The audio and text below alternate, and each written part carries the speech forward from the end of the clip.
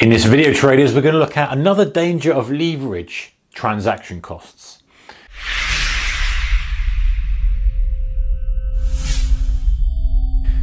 Hey guys, warm welcome to you. So if you're subscribed to the channel, you may have watched some of the videos I've done before on leverage and the benefits and dangers of leverage. One thing that I haven't talked about, and it's like a hidden danger really, is the transaction cost. Now, just to recap on leverage, basically it's a ratio. So if you have 100-to-1 leverage, it means you can control $100 or £100 with every £1 you got. So you've got a $1,000 account, you can control $100,000 worth of currency. 10-to-1, obviously $10,000 with $1,000, etc. You get the idea. So the advantage of that is, of course, that you can get more bang for your buck. You can put money in, you can control more, have a bigger position size with a smaller account. But there's a flip side. We've talked about, I'm going to go into details in this video about the dangers of it in terms of losing, but there's a hidden danger that we often forget about as traders. Right.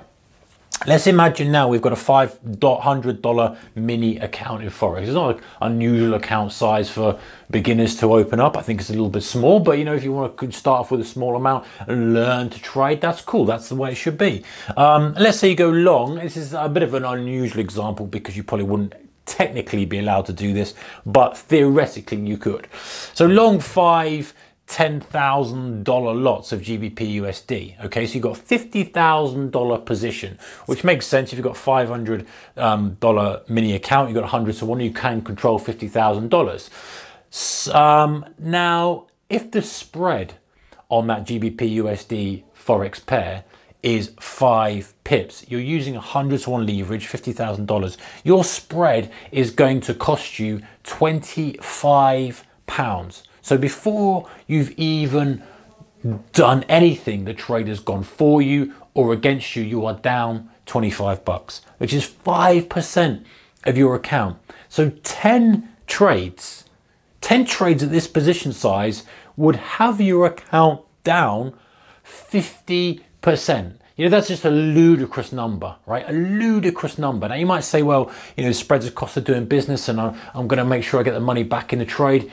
Yeah, but the point is, if you're trading really high leverage, most of the time you're going to have to be scalping, right? Because if you don't, the spreads are going to be too wide. If you've got a 100 pip spread, you're going to be wiped out with one move. So you're going to be trading smaller, tighter moves in and out quickly. That's why you're using the leverage, because you can't afford to have the wider spreads with swing trading. So because you're trading actively, you're going to have more costs.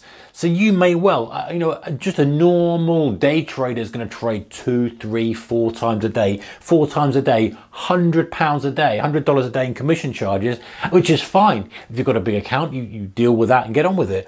But if it's a $500 account, that's a bit extreme, okay? Even if it's a $2,000 account, $1,000 account, that's still a significant portion of your trading account that's being wasted in transaction costs. And it's something we don't think about, guys. You know, it's something that we've got to be very, very careful of. It comes, you know, it comes into this comes into the whole basket of selecting the type of trader you want to be.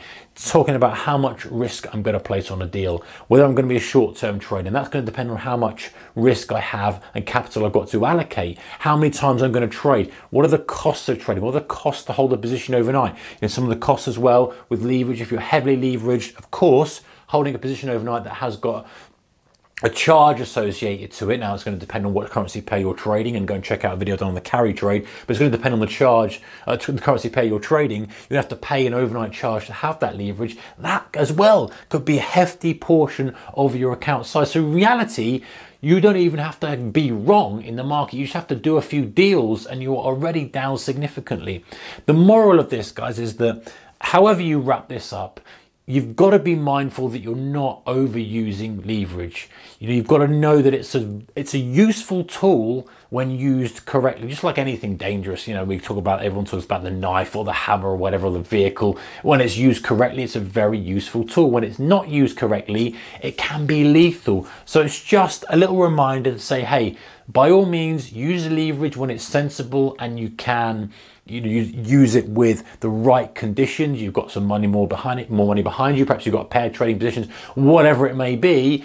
but be mindful that there is a cost involved with it. And if you're trading with high leverage on a small account, then it's detrimental. And not only is it detrimental from a trade perspective, like you only have to have a few losing trades in a row, but ultimately from a cost perspective, it just makes the likelihood of that account going to zero like 90 something percent plus. And you don't want that. You want to be in the game as long as possible. So you want to trade small size, even if the leverage is available to you, small size, small positions, that goes down to meaningless amount. The loss goes down to meaningless amount, means you educate yourself and you get better. All right, guys, see you in the next one. Take care. Watch out for that leverage.